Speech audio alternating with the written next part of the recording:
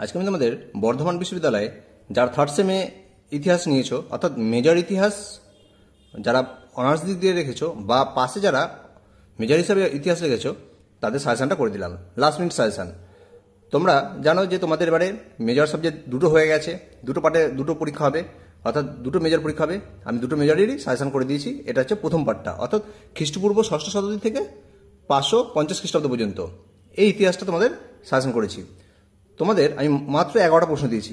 এই 11টা প্রশ্ন করে গেলেই তোমরা সমস্ত প্রশ্ন কমন পেয়ে যাবে।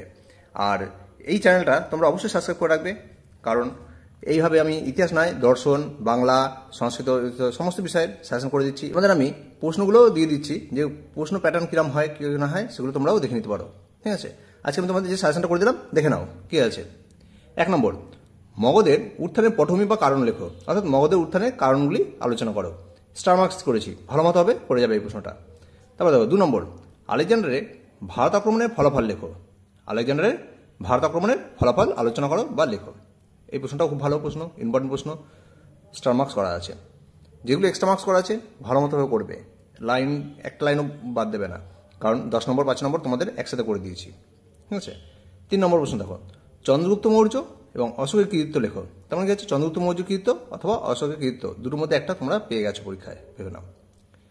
4 নম্বর, অশোকের ধর্মের মূলনীতি লেখো। অশোকের ধর্মের মূলনীতি, আর এর সাথে আরেকটা প্রশ্ন দিচ্ছি, দেখো কলিঙ্গ যুদ্ধের তাৎপর্য লেখো। তোমাদের এটার থেকেও অশোকের ধর্মের মূলনীতিটা ইম্পর্টেন্ট, এটা ভালো মতোভাবে দেখে যাবে।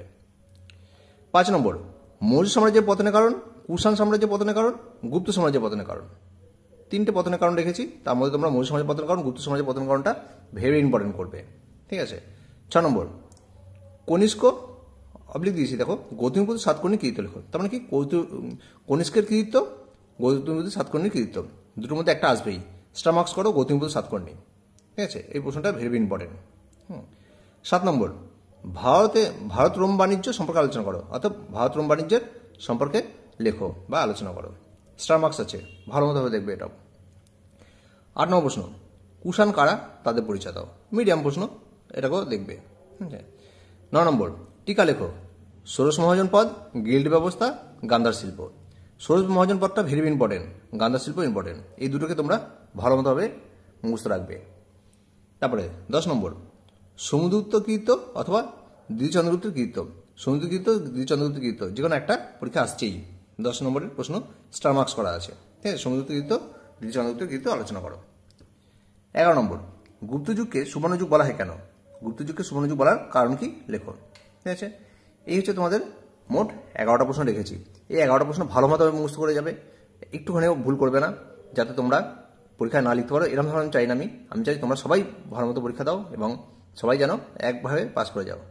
তোমরা একবার যদি ব্যাক পেয়ে যাও খুব সমস্যা হয়ে যাবে সেই ব্যাকটাকে তুলে নেওয়া। তাই তোমরা এই সাজেশনগুলোকে ভালো মতোভাবে ফলো করবে, আর তোমাদের বন্ধুদেরও শেয়ার করে দেবে, যাতে তারাও এই সাজেশনটা তারা হাতের মুঠোভাবে তৈরি করে যেতে পারে। অবশ্যই লাইক করবে, কমেন্ট করে জানাবে কেমন হয়েছে। আর এর পরবর্তী কোনো ভিডিও লাগলে বা কোনো যদি সাজেশন দরকার হয় কমেন্ট করে জানাবে, আমি তোমাদেরকে সেই সাজেশন আপলোড করে দেবো। ঠিক আছে, দেখো।